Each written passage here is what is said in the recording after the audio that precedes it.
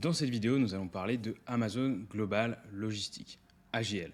L'objectif va être de vous montrer à quoi sert le programme, comment vous enregistrer sur Amazon Logistics et également comment aller créer votre première expédition avec ce programme. Alors pour ceux qui ne le savent pas, Amazon Global Logistics est un programme d'expédition, donc un service de fret qui est proposé directement par Amazon.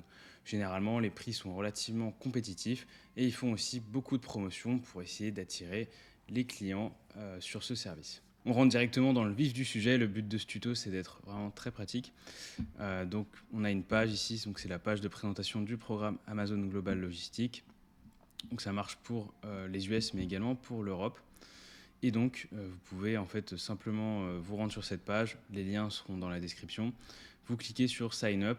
Vous allez avoir un petit formulaire à remplir. Il faudra simplement mettre votre nom, quelques informations et votre token de vendeur Amazon. Ensuite, si vous descendez sur la page, vous verrez simplement que c'est la page de présentation du programme. Donc comme je vous disais, ils font souvent des promotions pour essayer d'attirer plus de personnes dans ce programme qui est relativement nouveau, même si ça commence à faire un peu de temps maintenant.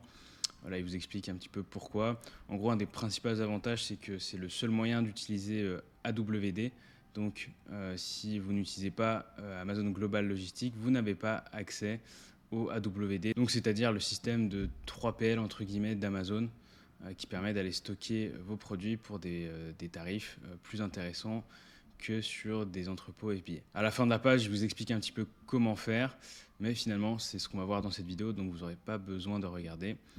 Et on va passer tout de suite à la suite. Donc, une fois que vous avez fait remplir les petites informations sur ce bouton-là, normalement, vous avez accès à une autre page. Alors, cette fois-ci, ça se passe sur votre seller central.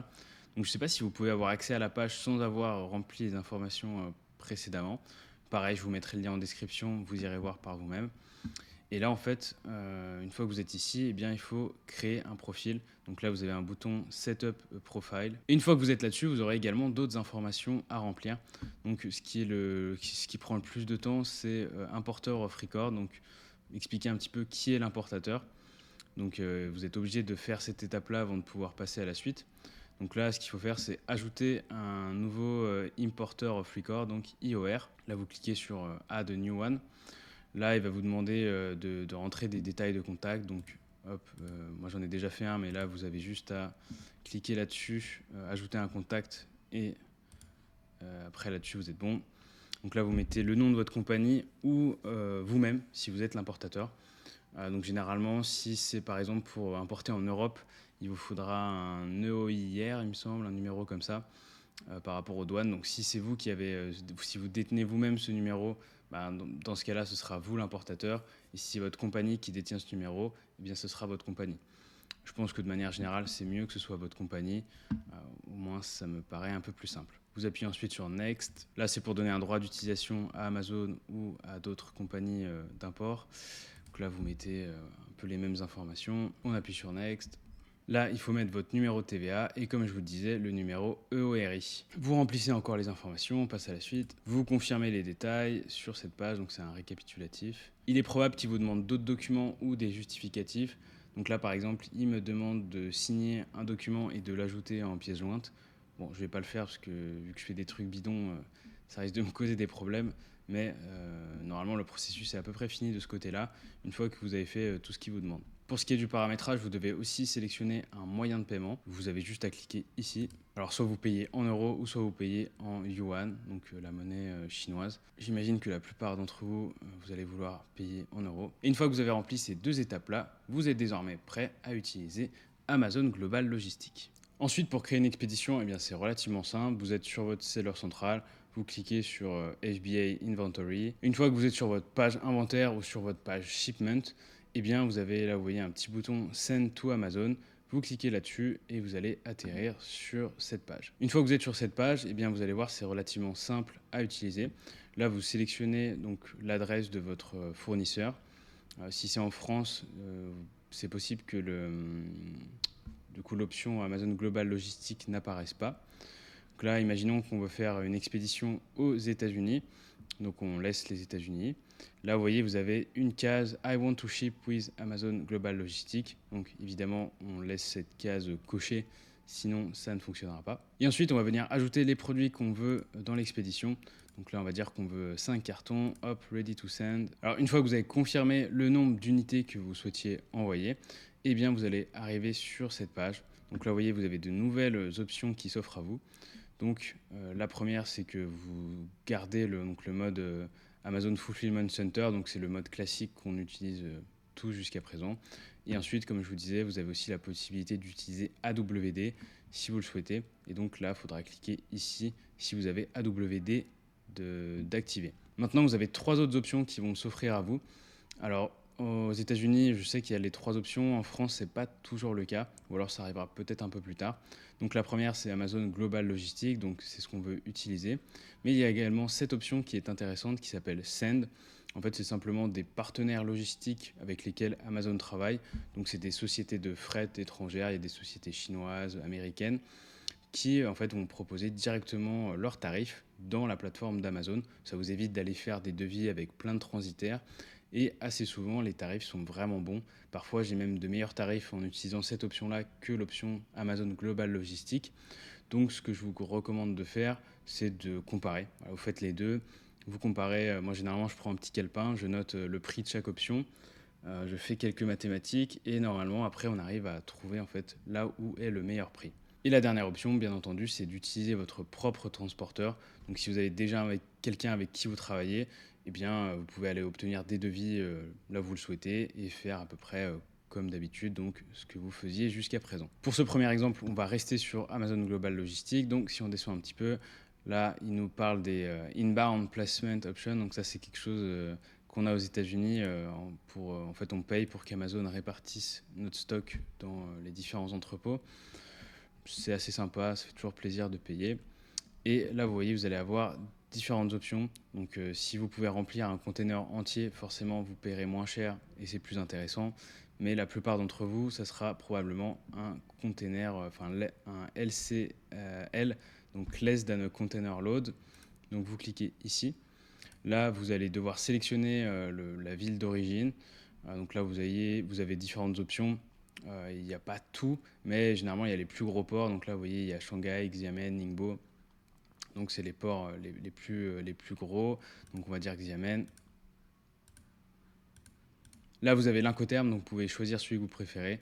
Moi, généralement, je fais du DDP pour pas trop me prendre la tête. Ici, vous avez une option de pick-up, c'est-à-dire que si vous sélectionnez cette option-là, Amazon va en fait se charger d'aller récupérer votre marchandise directement dans les entrepôts de votre fournisseur.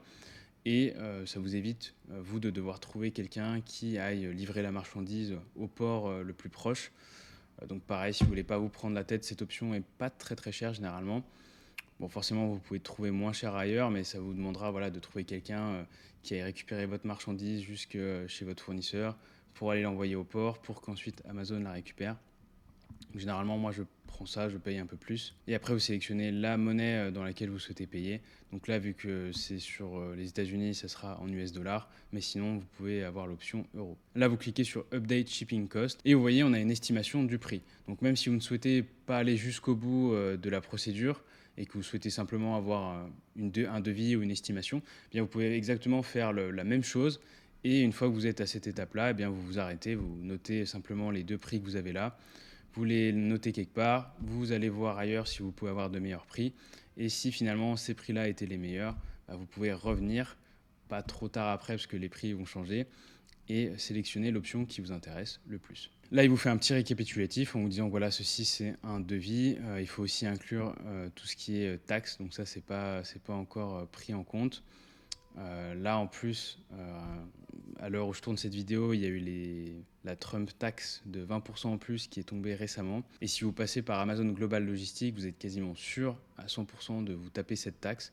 Alors que si vous passez par des freight forwarders, donc des transitaires chinois ou on va dire étrangers, je sais qu'ils magouillent un peu plus.